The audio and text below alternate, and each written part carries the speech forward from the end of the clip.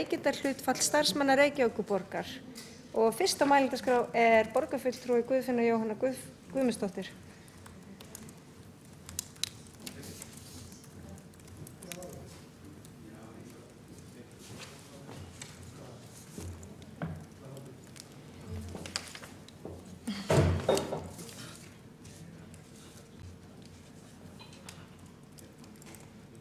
Forseti, borgarfulltrúar, á síðasta fundi borgarráðs fengum við í Framsóknar flugvallavinum svar við fyrirspurn sem við lögðum fram 14. janúar síðastliðinn veikindahlutfall starfsmanna Reykjavíkurborgar.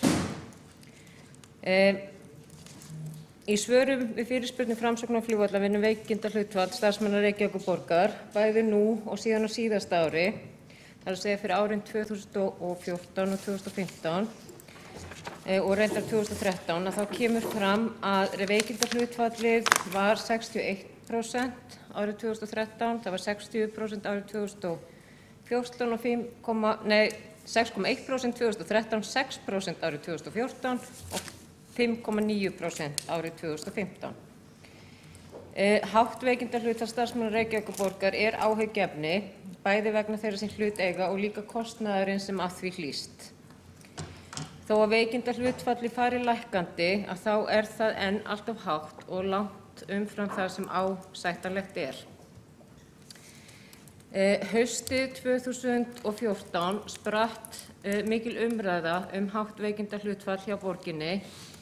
Meðal annars tók Fréttablaðið það upp og hafði samband við mannauðsstjóra sem benti á að ef veikindahlutfall væri komið yfir 4% á ársgrundvelli að þá væri það mjög alvarlegt. Á borgarstjórnarfundi 16. september 2014 þá lögðu borgarfulltrúar Sjálfstæðisflokksins fram tillögu vegna þessa, þar sem að launakostnaður borgarinnar hefði verið mun hærri, meðal annars vegna veikinda starfsmanna, yfirvinnu og stórhátíða og svo framvegis, að þá var lagt til að það yrði samþykkt sérstakt átak til að skoða það gagngert hvernig mætti bregðast við, hvort veikindi væru vinnutengd og hvort nauðsynlegt væri að gera breytingar á skipulagi vinnu starfsmanna. Þessi tillaga Sjálfstæðisflokksins sem var lögð fram þarna haustið 2014, hún var samþykkt og á fundi borgarráðs 7 mánuðum síðar eða 16. apríl 2015 þá var lagt fram bréf borgarstjóra varðandi aðgerðir sem gripið hefði verið til vegna veikinda starfsmanna ásamt erindisbréfi öryggisnefndar og viðverustefnu borgarinnar.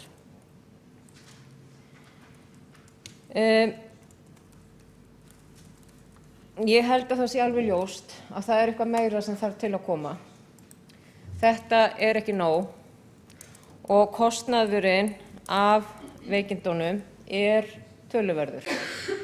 Það nú reyndar meiri sundurgreining sem kemur fram í svarinu nú vegna ársins 2015 heldur en ársins 2014, en ef við skoðum svarið sem kemur fram vegna kostnaðar borgarinnar vegna veikinda starfsmanna árinu 2015 að þá kemur fram að á 3 sviðum borgarinnar, það velferðarsviði, skóla- og frístundasviði og íþrótta- og tómstundasviði, haldið sérstaklega utan kostnað vegna afleysinga tilkominna vegna veikindafjarvista. Og þar kemur fram í svarinu að kostnaðurinn vegna afleysinga í langtíma- og skammtímaveikindum á íþrótta- og tómstundasviði árinu 2015 var 26,7 milljónir, á velferðarsviði 207 milljónir, sem lækkun frá árinu á undan, þannig að eitthvað að breytast og lagast þar. En kostnaðurinn á skóla- og frístundasviði 1,1 milljarður á árinu 2015. Það að segja að kostnaður vegna afleysinga í langtímaveikindum var metin á 473 milljónir og greiðslur vegna skammtímaveikinda 703 milljónir. Ég held að það sé alveg ljóst að það eitthvað sem þarf að gera betur. Þó svo sé komin viðverustefna að þá þarf að greina og það þarf einhvern veginn að finna lausnir á þessu. Veikindahlutfallið er alltaf hátt. Það er 5,9% nú og hefur lækkað á síðustu 2 árum úr 6,1 upp niður í 5,9. En þetta er í rauninni of hátt og það er, þegar að það er komið yfir 4% að þá er það alvarlegt. Þannig að ég tel nauðsynlegt að við ræðum þetta og hvernig hægt að bregðast við þessu og líka þá spurning til borgarstjóra hvort að það sé verið að vinna eitthvað í þessu núna, hvort að það sé hafi verið einhver hugmyndir endurskoðun á viðverustefnunni, hvort það sé talað hún sé nægjanleg eða hvort eitthvað meira þurfi til að koma. Þá hefur Guðfinna Jóhanna Guðmundsdóttir borgarfulltrúi lokið máli sínu og næstur á mælendaskrá borgarstjóri. Forseti, ágæta borgarstjórn, ég vil nú þakka fulltrúa Framsóknar og flugvallavinnu bæði fyrir fyrirspurnina og að taka þetta upp hér í borgarstjórn. Þetta er mjög stórt mál. Eins og tölurnar sem borgarfulltrúinn rakti gefa til kynna. Við sjáum að tölurnar eru ögnlægri en bara ögnlægri fyrir 2015 miðað við 2014. Og það er ekki eins og víst að það sé marktækt, það er lítill munur. Við vitum að vísu að ef við berum okkur saman við Landspítalann sem hefur gefið út opinberlega svona statistikk, þá er veikindahlutfallið þar 6,4, en við vitum líka að það er gríðarlega mikið álag inn á Landspítalanum. Það þarf enginn að fara í grafgötu með það. Og við vitum að veikindi á almenna markaðnum að talið eru kringum 4% eða töluvert lægri en okkar. Það er aðeins öðruvísi regluverk þar en enga síður. Það er allt sem gefur okkur til kynna við eigum að taka þetta föstum tökum. Það sem vekur strax athygli þegar við skoðum þessi gögn hjá okkur er að það er erfitt að draga þau mjög miklar ályktanir. Ég held við verðum að fyrstilega skráða þetta mikið ítarlegar og skýrar til þess að geta unnið betur með þetta og sviðin eru þegar byrjuð að huga því en ég held að það þurfi að horfa minnst til 3-8. Í fyrsta lagi þá bara aðbúnað og starfsaðstöðu starfsfólks, í öðru lagi álags en ekki síður hvernig við styðjum við og búum að starfsfólki þannig að það geti tekist á við álag, vegna þess að ég held að það er bara mjög víða á vinnumarkaði og í raun í lífinu sjálfu sem að það er mikið álag og verður mikið álag og hluti af því að gera vel sem vinnuveitandi eða hvaða ábyrgi aðili sem er að átta sig á því og styðja við fólk og veita því stuðningi því hvernig að tekist á við álag. Það var frábær fyrirlestur sem kom inn á þetta á lýðheilsuráðstefnunni sem við héldum í síðustu viku. Þar vorum við að horfa á lýðheilsu og skipulag, við vorum að horfa á lýðheilsu og skólana, en við vorum líka að horfa á lýðheilsu út frá starfsfólki og sérstaklega út frá ekki bara geðheilbrigði heldur vellíðan og það voru mjög margir athyglisverðir hlutir af mínum mati sem komu fram í því erindi. Ofboðslega flottur alþjóðlegur fyrirlesari sem er prófessor í Warwick háskóla, læknir að bakgrunni en höfundur þess sem hefur verið kallað vellíðunarkvarðinn á íslensku og er notaður bæði í ýmsum spurningalistum landlæknis í rannsóknum heilsu og líðan og rannsókn og greiningar og mér finnst áhugavert hvort að þessi kvarði geti hjálpað okkur að styðja markvissar við með að nota það í starfsmannakönnuninni vegna þess að það hefur sýnt sig að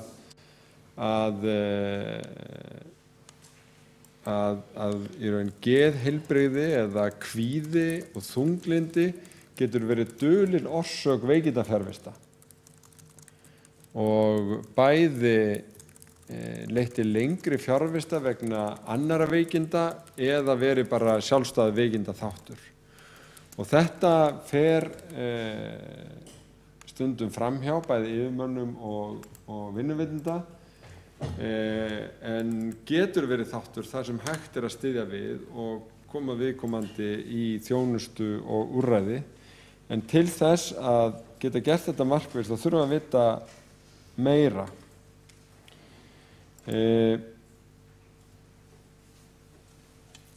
Það sem að ég held að sé ráð frekar en að endurskoða viðverustefnuna, ég held að hún sé nefnilega ágæt svo langt sem hún nær. Hún styður aðeins við fólk sem í fjarvistum og býr til meiri stuðning og samtal.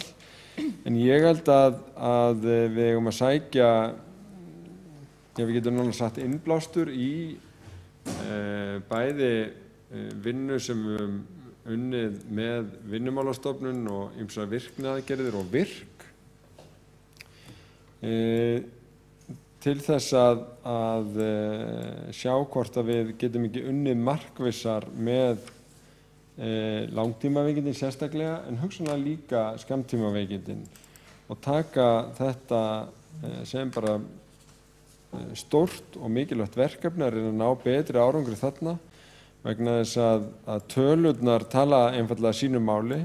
Við erum að verja alveg gríðarlega miklum upphæðum í afleysingar og ég óttast að eins og kannski umræðunni að þá séum við ýmist eða svona meðhöndlum fólk ýmist sem veikt og þá alveg fjarverandi eða fullfrískt og þá í 100% vinnu.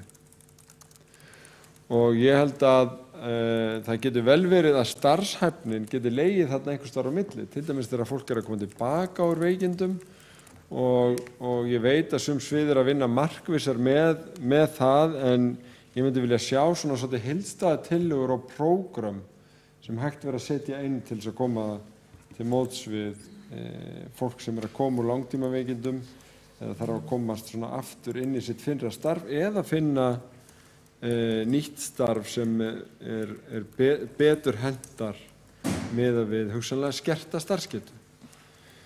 Þannig að það sem að mér finnst skynsamlegt að mannauðsdeildin og starfsmannaskrifstofan hér í Ráðhúsinu hafi samráð við aðra starfsmannastjóra í borgarkerfinu. Við setjum upp hóp sem fái það verkefni að gera tillögur bæði að því hvernig við dýpkum greiningun og skráninguna þannig að við höfum betri upplýsingar, hvernig við sjáum hlutverk trúnaðarlæknis og svona tengslana við heilbrigðiskerfið verið í þessu og síðan hvernig skynsamlegt að hafa nálgunina gagnvart frekari stuðningi við starfsstaði og starfsfólk varðandi aðbúnað, álag og síðan viðbrögð við fjarveru og veikindum. Þá hefur borgarstjóri lokið máli sínu og fleiri hafa Áslaug. Þá er borgarfulltrúi Áslaug María Friðriksdóttir næsta mælendaskrá. Forseti og borgarfulltrúar, mér langar bara að þakka Framsóknar og Flugvallavinum fyrir að taka málið upp í borgarstjórn. Það var auðvitað farið við það. Við lögðum tillögu fram hérna fyrir 2 árum síðan og hún var samþykkt og málinu vísaði inn í borgarráð þar sem það lá í 7 mánuði og því svo svara með tilkomu viðverustefnunar og svo framvegis. Og svo vöknum við aftur upp við það 2 árum síðar að það hefur ekkert gerst. Og mér finnst bara að þessi atburðarás vera að endurtaka sig svo oft í mörgum málum. Bara, minnst eins og ég sé að fá déjà vu hérna í ræðustól. Þannig að við hljótum að þurfa að gera eitthvað, teka undir það og bara mjög frábært að heyra það að það séu úrsögulega eitthvað fleiri þá betri hugmyndir en hefur verið unnið eftir í pípunum og ég bara hvet borgarstjóra til að leggja þrýsting á að eitthvað gerist hraðar í þessum málum. Takk. Þá hefur Áslaug María Friðriksdóttir lokið máli sínu og næstur á mælendaskrá er Magnús Már Magnússon, borgarfulltrúi.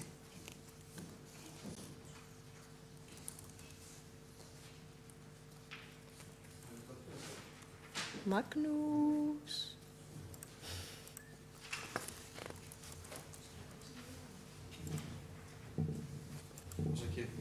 Aðeins að lengja fundinn.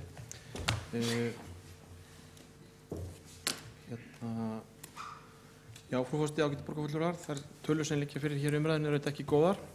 Það er ekki alveg rétt að það hefði ekkert verið gert og það er svolítið eins og, já, svolítið déjà vu að upplifa það að borgarfulltrúin haldi því fram að það skuli ekkert vera gert.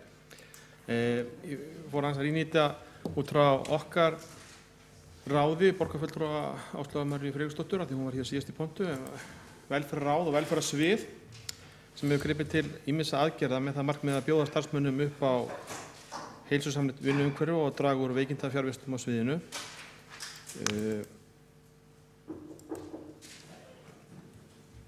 Og ef ég renna aðeins í gegnum það, þá í byrjun árs 2015 hófst innleiðing á viðverustefnu borgarinnar.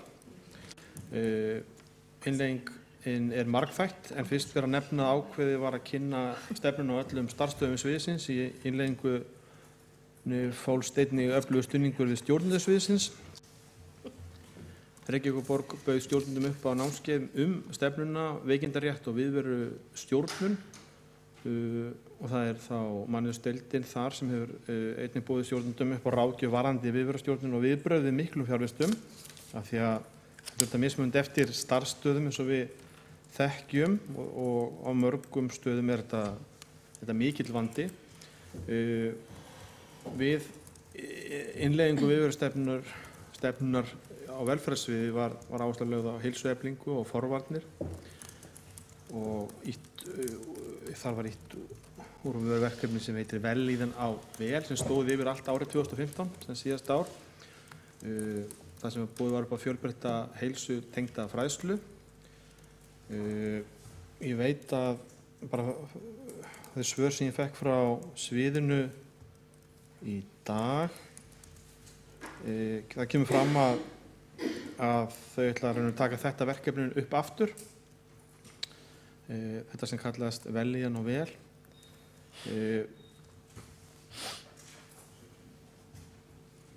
Já, eins og sé, fjölbreytt heilsutengd fræðsla, þess var gert átak til kynningar og líkamsræktarstyrkjum og sundkortum sem standa starfsmönnum borgarinn til boða.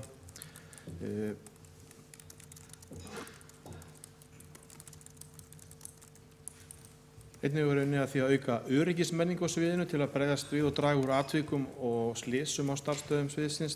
Til stóð að allir starfsstæðir fari gegnum áhættumat en markmiðið með framkvæmd slíks mats er að draga úr fjölda atvika og vinnuslysa sem geta leitt til veikindafjárvista og við þekkjum bara fjölmörg dæmi þess á starfsstöðum velferðarsvið þar sem það hefur verið raunin.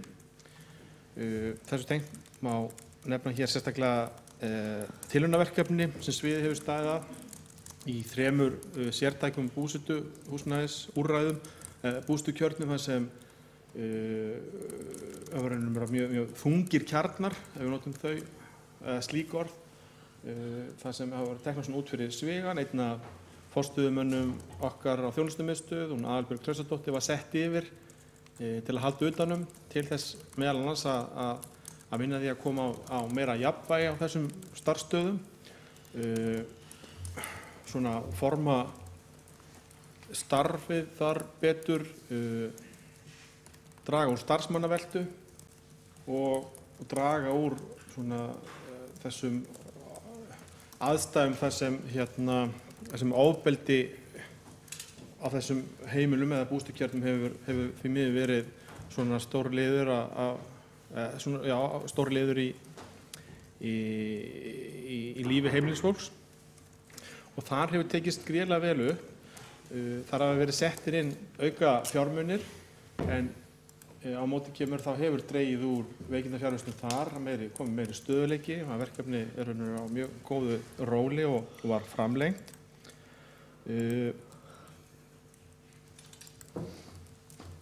Nú í svari sem var lagt fyrir velferðarráð í maí síðastliðnum við fyrirspurn fulltrúa Sjálfstæðisflokksins, áðurnefndar Áslaugar Maríu Friðriksdóttur, kom fram að sviðið hóf strax á árinu 2013 að gefa út skýrslu tvisvar á ári með samantekt á fjárveru vegna veikinda starfsmanna með það markmið að gera stjórnendur upplýstar og meðvitaðir veikinda-fjarvistir og kostnaðaráhrif þeirra. Stjórnendur einstakra starfsstaða einnig fengi mánaðarlega að senda til sín upplýsingar veikindahlutfall sinnar starfseiningar. Allt þetta gert til að auka vitund stjórnenda þessar tölur allar. Að auki hefur mannauðsþjónusta sviðsins fylgt samantektin eftir við stjórnendur starfsstaða þar sem veikindahlutföll eru há og boðið fram aðstoð og ráðgjöf vegna veikindarfjarvista. Þannig að sviðið er okkar svið í þessu líki. Ég er markvisst að vinna þessum málum en það er ljóst að við þurfum að gera betur og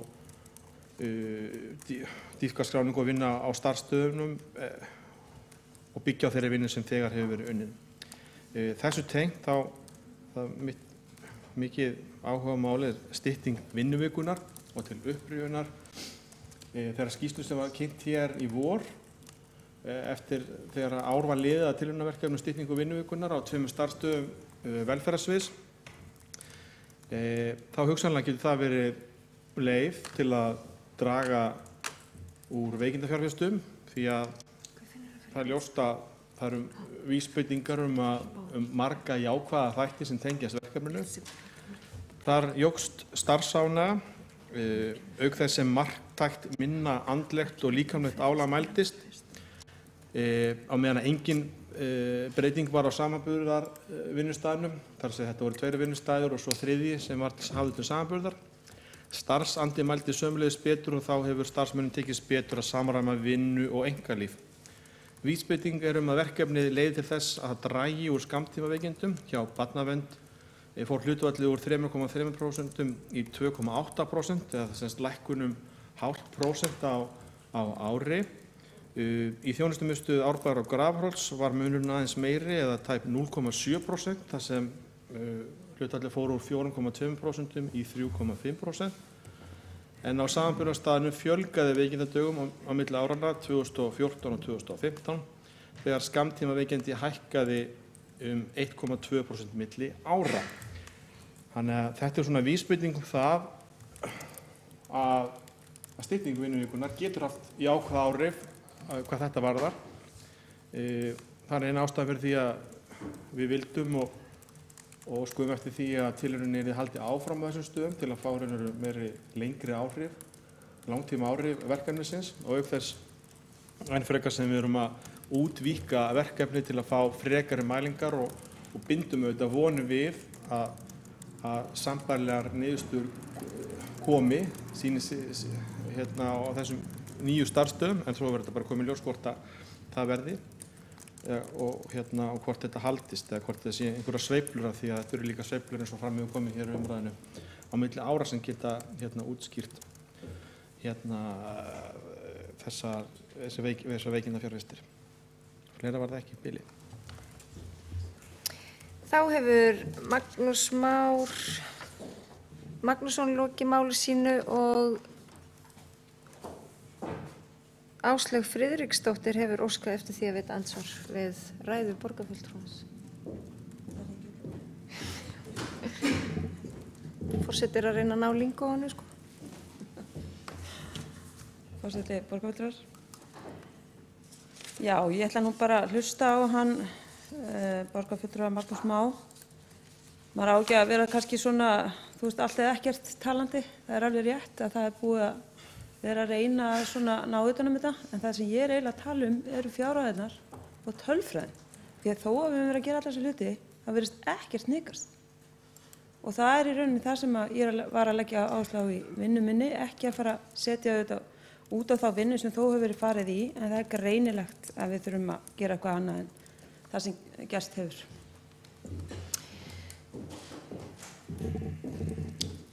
Já. Þá hefur Áslaug María Friðriksdóttir lokið við að veita andsvar og andsvarinu svarar Magnús Már Guðmundsson, borgarfulltrúi. Og forseti biðst afsökunar að hafa kallað borgarfulltrúan Magnússon.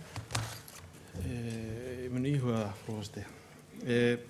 Eitt hérna bara tengslu við árangurinn. Ég held ég ekki nefnt það hér semst hérna áðan að það vissulega einhver árangur og sömulegis tekið undir með borgarfulltrúanum að við þurfum greinilega að gera enn betur og hugsanlega vera einn liður í því að stytta vinnuvikuna.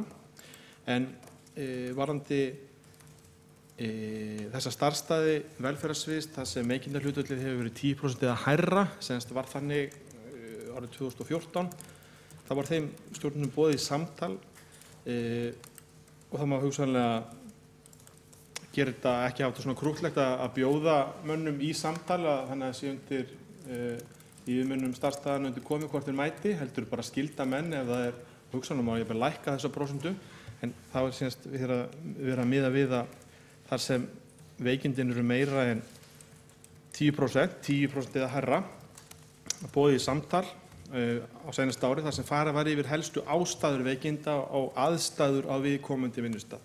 Þannig þá verið að greina þetta með yfirmönnum og þessum fjölmörgu starfsstöðum velferðarsviðs, þar sem hlutfallið þetta hérna hátt. Meðal veikindahlutfall hópsins sem fór í slíkt samtal lækkaði 3,5% milli ára og veikindahlutfall lækkaði hjá 11 starfsstöðum af þessum 15. Þannig að þar sjáum við klárlega árangur.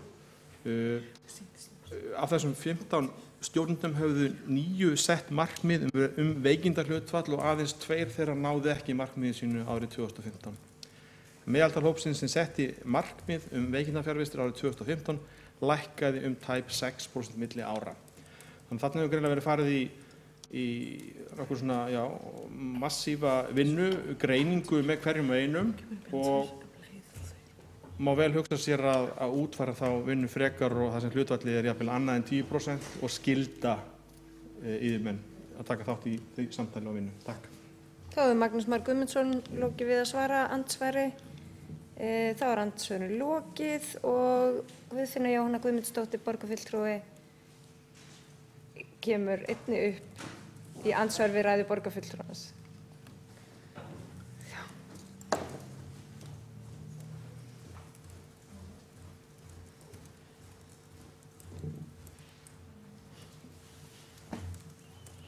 Forseti, borgarfulltrúar, þó svo ég komi hér upp í andsvar við ræðu borgarfulltrúans Magnús Más Guðmundssonar. Já. Þá vil ég byrja á því að þakka borgarstjóra fyrir greinargóð svör. Varðandi útskýringar Magnús Más Guðmundssonar, þá vil ég benda á að samkvæmt svari við fyrirspurn Framsóknar flugvallavinna bæði fyrir árin 2014-2015 að þá stendur veikindahlutfallið í stað á velferðarsviði. Það yfir meðaltal áranna bæði árin, það að segja að það bæði 6,30% árið 2014 og 6,30% árið 2015. Hins vegar kemur fram í svarinu nú að kostnaðurinn hefur lækkað, þannig að það ennþá, þó svo að vinnan sé greinilega farin í gang á velferðarsviði, að þá, og greinilega eitthvað færst til tekjulega, þess að kostnaðurinn lægri á síðasta ári heldur en þar síðasta ári, en þá samt hlutfallið engu að síður það sama. Og það kemur fram að í svarinu nú, borið saman við svarið fyrir árið 2015, að það eru breytingar sem að hafa orðið og það hefur lækkað veikindahlutfallið á nokkrum sviðum og hækkað annar staðar. Og það í rauninni, ef við tökum til dæmis bara umhverfis- og skipulagssvið, að þá lækkaði það á 6,30% á milli ára, þar sem 2014 og 2015 og var 6% á síðasta ári. Það lækkaði einnig í Ráðhúsinu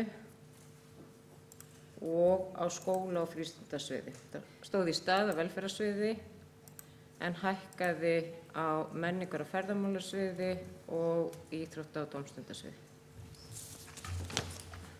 Þá hefur Guðfinna Jóhanna Guðmundsdóttir lokið við að veita andsvar. Fleiri hafa ekki kvatt sér hljóðs undir þessum lið og þá telst umræðu lokið.